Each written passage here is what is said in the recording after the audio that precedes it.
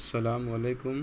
میں محمد حسیب الدین ولد خواجہ نعیم الدین مددگار معلم راج اردو پرائمری اسکول ناندیڑ آپ کی خدمت میں جماعت اول کی زباندانی کی تدریس کا ایک سبق آپ کے سامنے پیش کرتا ہوں۔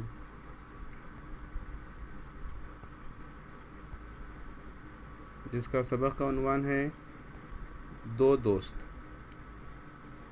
ایک مرتبہ دو دوست ایک جنگل سے گزر رہے تھے۔ انہیں سامنے سے ایک ریچھ آتا دکھائی دیا۔ ایک دوست جھٹ سے ایک اونچے درخت پر چڑھ گیا۔ دوسرے دوست کو درخت پر چڑھنا نہیں آتا تھا۔ وہ فوراً زمین پر لیٹ گیا۔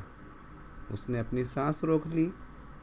ریچھ اس کے نزدیک آیا، اسے سونگھا اور مردہ سمجھ کر واپس چلا گیا۔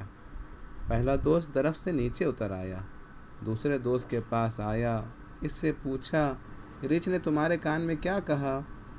دوسرے دوست نے جواب دیا، ریچھ نے مجھ سے کہا، جو مصیبت کے وقت دوست کو اکیلا چھوڑ دے وہ سچا دوست نہیں ہوتا۔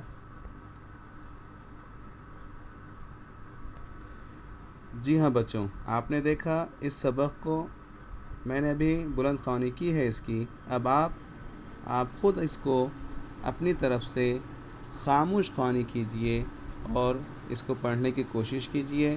اس کے مشکل الفاظ اور اس کے بارے میں جو کچھ بھی ہے میں انشاءاللہ اس کے بعد آپ کا پڑھنا ہونے کے بعد آپ کو سمجھاؤں گا۔